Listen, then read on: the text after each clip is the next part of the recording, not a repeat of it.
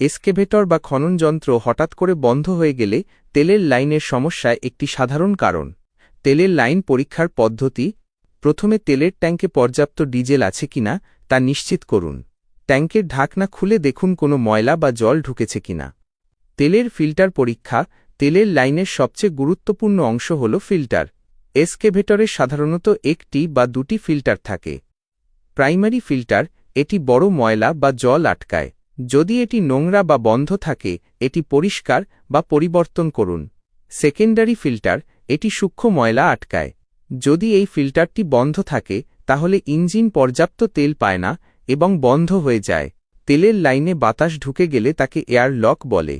এটি হলে তেলের প্রবাহ বন্ধ হয়ে যায়। এয়ার লক হলে ইঞ্জিনের কাছে থাকা এয়ার ব্লিড স্ক্রু খুলে কিছুটা তেল বের হতে দিন, যতক্ষণ না তেল মসৃণভাবে আসে এবং কোনো বুদবুদ দেখা যায় না। তেলের পাইপ পরীক্ষা: তেলের ট্যাঙ্ক থেকে ইঞ্জিন পর্যন্ত সমস্ত পাইপ ভালো করে পরীক্ষা করুন। কোনো পাইপ ছিঁড়ে গেছে, ফেটে গেছে বা দুর্বল হয়ে গেছে কিনা তা দেখুন। যদি কোনো লিকেজ দেখেন, সেটি অবিলম্বে মেরামত করুন বা পরিবর্তন করুন। এক্সকেভেটর নিয়মিত ব্যবহার করলে প্রতি 250 থেকে 500 ঘন্টা পর পর তেলের ফিল্টার পরিবর্তন করা উচিত। এটি হঠাৎ করে বন্ধ হয়ে যাওয়ার ঝুঁকি কমিয়ে দেয় এবং মেশিনের আয়ু বাড়ায়। কোনো সমস্যা হলে তা উপেক্ষা করবেন না, কারণ এটি ভবিষ্যতে বড় ক্ষতির কারণ হতে পারে।